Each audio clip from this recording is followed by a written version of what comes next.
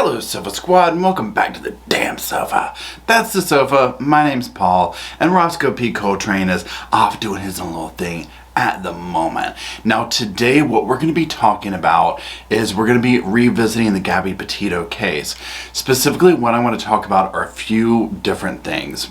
First of all, I want to talk about that special report that was done. Mainly just the first page of it and kind of go through that of overall this is what we found. Now I'm going to put links to like the full things down in the description below. I definitely suggest reading through these. It's very interesting. I also want to talk about the FBI statement. Now that was very short and to the point, so we'll go through that. And then I want to briefly touch on the other couple that they lost their lives. Their lives were taken. The two girls, or the two women I should say. And, you know, there's this whole talk of, did Brian do it? Because it is totally weird that someone in the same vicinity was, you know, their lives were taken. And they're saying that they have persons of interest at this point. So I just kind of want to look at the statement put out by law enforcement on that scenario and go through that in this video in that way. Now, I will say this, my computer is right in front of me right here. I've kind of been doing this a little bit if you follow me for a couple of the more recent videos that I've done just so I can refer to notes. So I'll probably be looking at it, referring to notes throughout, so just know that I'm not ignoring you when I do that. Now, here's what we're going to do. We are going to start with the special investigation report. What I found interesting about this is, number one, the detail that it went into, but also some of the findings of it. So let's just kind of like break that down a little bit. Okay, so this is the city of Moab, Utah, and it's the statement on investigative review of August 12th Petito Laundrie incident. Now, it starts off saying, you know, after a formal complaint was filed with the Moab City Police Department, an independent law enforcement agency has completed a thorough review of the August 12th, 2021 DV incident involving Gabby Petito and Brian Laundrie. Now, we're going to refer DV, do the math on what that is. Let's go into the next sentence, the next paragraph, because this one has a lot of people like, what? So the independent agency's investigative report finds that the officers who responded to the incident made several unintentional mistakes that stem from the fact that officers failed to cite Ms. Petito for DV. The city acknowledges that this finding may raise questions, and the issue is examined extensively in the investigative report. So, just pause right there for a second. So, obviously, a lot of people were like, you know, oh my God, oh my God. Now, obviously, we can look at this scenario now and 100%, like, obviously Brian was the issue, right? Now, when I watched the video originally, and it was kind of like, oh my God, like, it was almost like this technicality because of what she said or whatever, but how upset she was so alarming, right? And then the whole thing, I mean, there's just red flags all over it. Now, especially for people who have lived through DV, they know signs. This was even more alarming because they're like, oh my God, like, you know, this is clear that something else is going on or whatever. So this finding here. Now, so whatever camp anyone's in on it of, they shouldn't have done that with her, they should have arrested Brian. I mean, obviously we wish they would have arrested Brian, right? I guess the question comes, and I'm curious to what y'all think. Do we think whether they arrested Brian or her in that moment, would it have changed the outcome? And if they had charged them with that? That's the question that resonates with me. Again, it's almost like whether they arrested her that night or him that night or whatever is almost irrelevant at this point. Obviously it is unfortunate because of what ended up happening, right? But I just sit here and question, like, would it have made a difference? Would they have hooked back up? Would this have, you know, continue going on? I mean, we'll never know at this point. Obviously, we wish it could have made a difference, right? And that she was still here. So I'm going to keep going to the letter now. So it says, the report recommends improvements to both the policies and the training of the Moab City Police Department. These recommendations include providing additional training in DV investigation, as well as additional legal training to ensure officers understand state laws and statutes. Conducting an overall policy review, conducting a software review, and strengthening the review process for incident reports.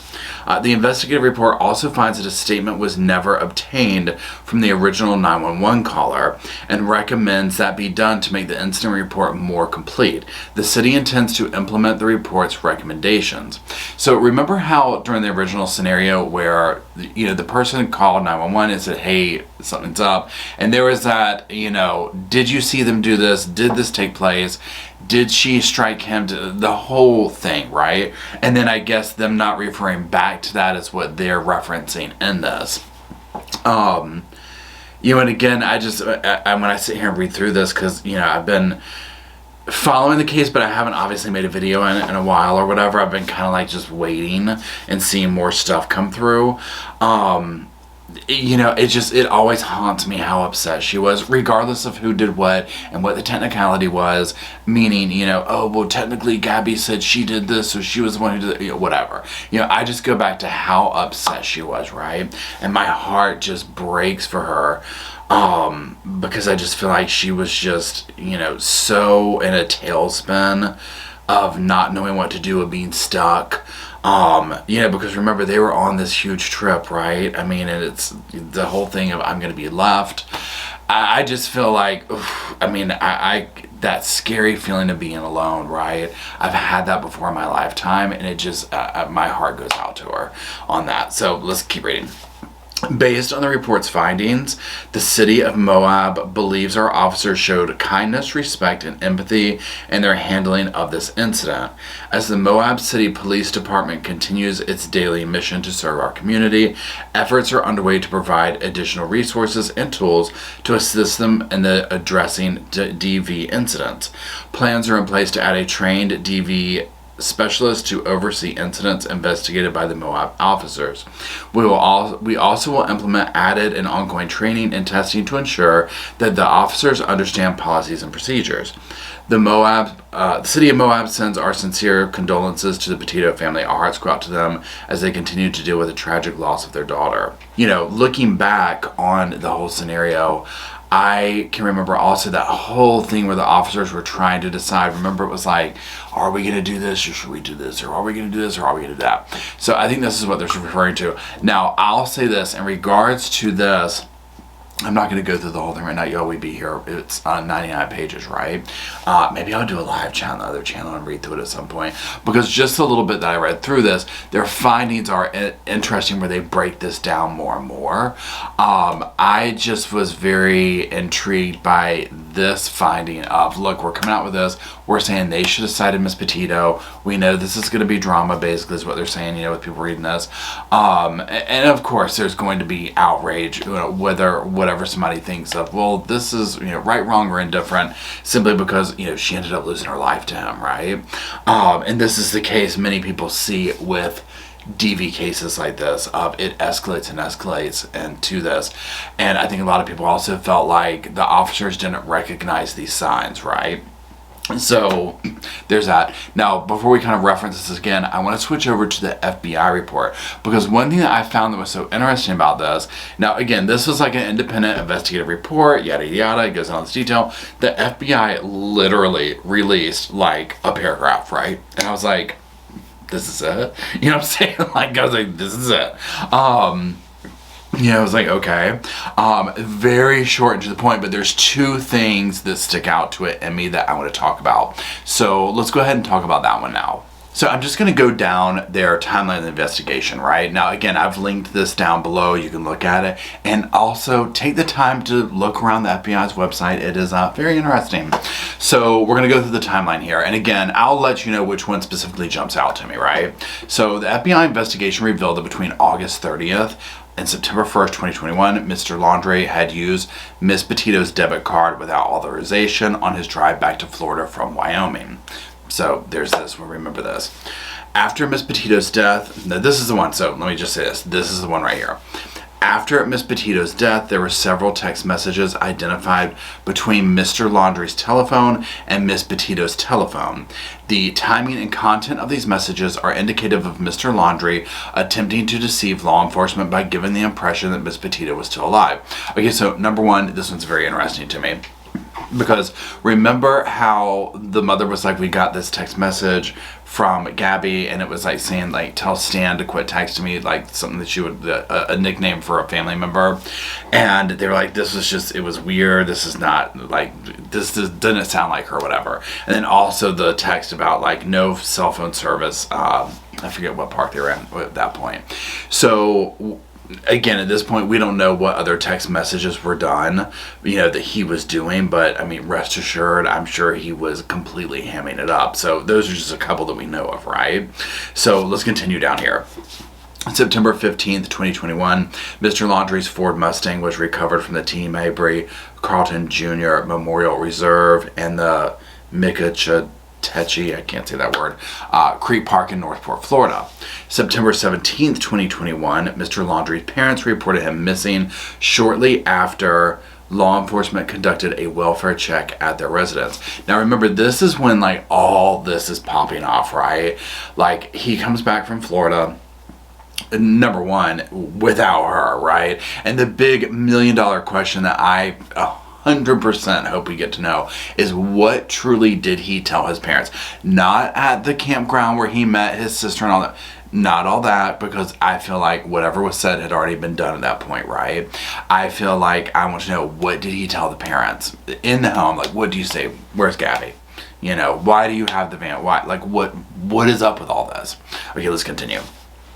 Okay, so on September 18th, 2021, law enforcement officials commenced an extensive search of the park where Mr. Laundrie's vehicle was parked and did not locate Mr. Laundrie. The area where Mr. Laundrie's remains were later found was part of the search area, but that area was submerged due to recent flooding at the time of the initial search. Okay. September 22nd, 2021, the U.S. District Court for the District of Wyoming issued a federal arrest warrant for Mr. Laundrie. The warrant was issued pursuant to a federal grand jury indictment for violation of federal statute 18 U.S.C. 1029A1, use of unauthorized access devices related to Mr. Laundrie's activities following Ms. Petito's death.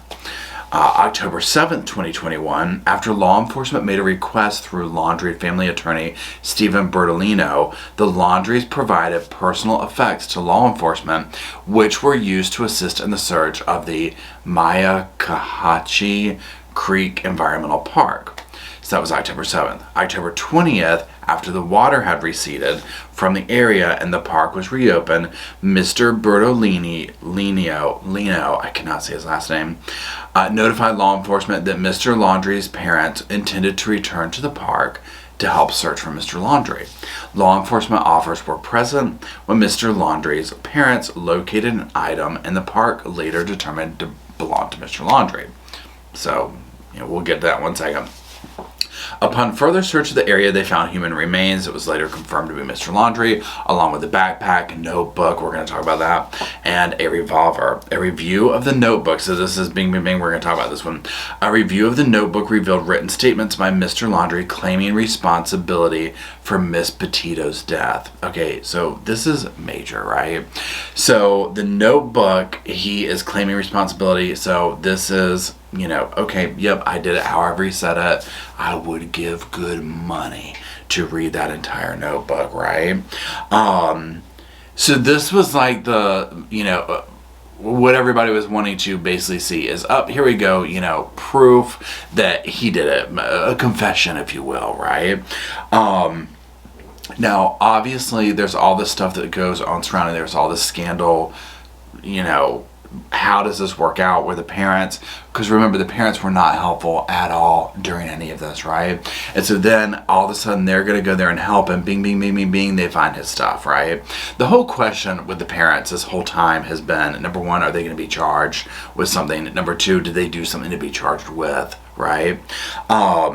Because things like this just seem so weird of, and again, maybe it's a coincidence. Hey, we know he goes here, it was underwater, we're going to take y'all there, and bam, we happen to go right to where the stuff is. I mean, okay. So, whatever. Okay, let's read the last one here. So on November 23rd, 2021, the District 12 Medical Examiner's Office in Sarasota, Florida, released its report on the manner and cause of death of Mr. Laundrie. It concluded that he died of a self-inflicted gunshot wound. So there was that. Now, the FBI does go on to think, the different localities and whatnot that help them. So there's that. So like I said, I would be very interested to hear what the notebook has to say, how he said he did this, what took place in this final time. I mean, I just think that things escalated. I mean, they already obviously were, right? They got into this squabble. Clearly this was something going on with them, already, and it just kept escalating until he just snapped and took her life. It's just what I think happened. Now, one thing that's also of interest in regards to things like, what's in the notebook and all that kind of stuff, is the family did go down to Florida to meet up with attorneys and whatnot to get personal effects back of Gabby's, right? And I hope that was done nicely. I hope that there was no squabbling.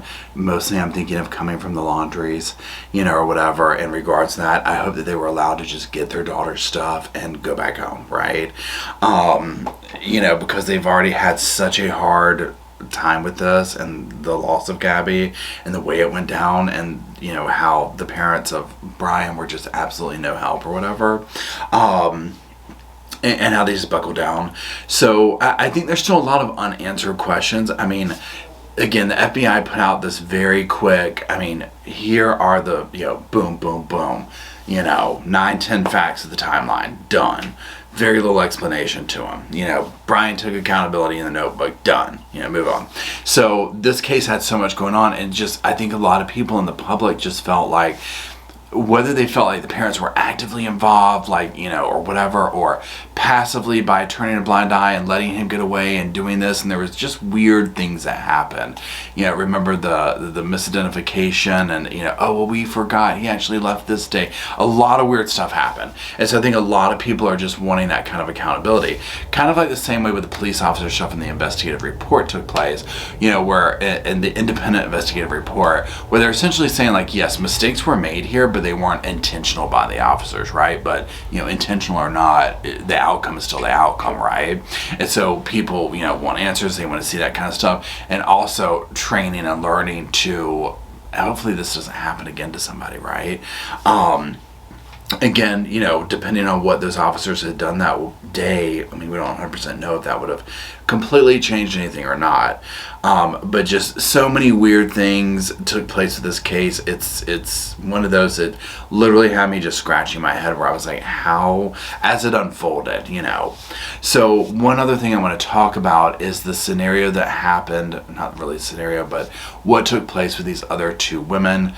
They were partners, or actually I think they had just gotten married, and they lost their lives in and around the same place that this happened. And honestly, at first, so this is what happened at first, when that came out and this information started coming out about that, I was just like, okay, whatever. And then as a little bit more came out of well, wait, they were at the same place, and so on and so forth. I was like, do we have, is Brian, what all is he doing? What all has he done?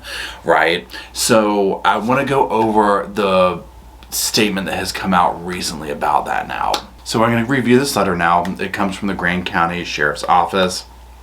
Sheriff Stephen White there, and I just want to kind of go through this. So August 18th, 2021, so this is during all this, the bodies of Kylan Schultz and Crystal Turner were discovered in an irrigation ditch west of their campsite in the South Mesa area of La Salle Mountains.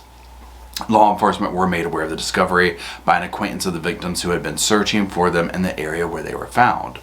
Now, the Grand County Sheriff's Office immediately secured the site, spent the next several days processing the scene. GCSO searched the irrigation ditch both before and after draining the ditch by shutting off the water via control valve. Evidence collected from the scene included the victim's tent, personal belongings inside and outside the tent, and their vehicle, blood, shell casings, bullet fragments, and video evidence from nearby properties. GCSO has narrowed the victim's date of death to August 14th, 2021. Okay, so the state medical examiner immediately conducted a medical exam of both victims and determined the following. 1. Both victims have been shot multiple times. Number 2, the shell casings and bullet fragments found at the scene were consistent with evidence obtained from the bodies of both victims. And 3, there was no sign of forcible SA of either victim. Now, in the course of this investigation, there has been considerable conjecture that, and I think this is interesting that they put this in here, conjecture that Gabby Petito and Brian Laundrie were somehow involved in this, taking their lives. Upon investigation, the FBI and Florida investigators determined, based on electronic transmissions, evidence that neither Petito nor Laundrie were involved in this case. So what that tells me is what they're saying is that basically like phone pings, whatever, was showing they weren't around when this took place. Now I could be wrong. I'm not an expert, obviously. That's just my initial gut reaction to this. The FBI has and continues to assist GCSO with this investigation, which insistence includes video forensic and behavior analysis and general investigative support. The State Bureau of Investigation provided some initial assistance, but has not had an active ongoing role in this investigation. GCSO's investigation is active and ongoing. GCSO has persons of interest, but has not yet identified a suspect. GCSO continues to examine and analyze evidence by utilizing third-party and FBI crime labs. So my take from this is, like I said, I think it's probably with phones or something like that, some kind of evidence like that they are placing Gabby and Brian not where near this happened. Now, when I was reading this, and again, y'all tell me what you know or whatever, I had not heard of like, oh, Gabby had something to do with this. What I understood is it was Brian, but I mean, if there's a whole thing of, oh no, everybody was saying that, Gabby and him did this and that, whatever, but I mean, I never heard that. So, but again, this whole vein of this case, I didn't follow this when this was going on, this part. I knew it happened, but I didn't go down enough to, put this whole together what they're talking about. Now, when it says it has a person of interest, I mean, and again, I don't know how this particular sheriff's office operates, what, a POI is for them versus, a suspect. But a person of interest, I mean, that could be, just a lead, you know what I'm saying? That might be, have something to it. But it doesn't sound really positive in the way of, hey, we might be onto something. But again, if there's still this active investigation, they're probably not going to say because they don't want to scare people off, right? So there's that. Those are the three things, the most recent things. Like I said, I'm going to probably continue to go deeper into the actual investigative report and go through it. But I just kind of wanted to come here initially and talk about these, the surface level part of it, especially the FBI thing, because I just found it interesting that they came out and said, look, there is evidence in there that he did this, because I wonder, did he go, this is one thing I think of, did he go to that park? Like, did he come home and say, Mom, Dad, this happened, this is what took place, I'm going to the park, I'm taking the A, B, and C with me, and essentially write a confession out in there and then do what he did. You know what I'm saying? I still feel the unanswered questions for me come down to this, and it all deals with the parents. What did he tell them and what did they know, and did they help him get a head start? Were they essentially, I have a hard time believing or thinking that a parent would knowingly be like, I'm going to let my child go do what he ended up doing, right? That part, I mean, I'm just curious. Now, again, at the end of the day, it ain't my business, right? You know what I'm saying? So it's just my curiosity. I don't have a right to know or whatever, but, as much as I feel like the actual victims, her parents, that kind of thing. But it's just my curiosity. I would just love to know, how did that part go down? Who knew what? When they had that little gathering at the park, did his, which seemed very much like a last get together, right? Did the sister really know anything or not? I mean, we'll probably never know. So anyways, that's it. Thank you for going through these things with me. Let me know what your thoughts are down in the comment section. Do you have unanswered questions about this case? What do you think? And that's it. Until we meet back at this old sofa next time, I'll see you soon.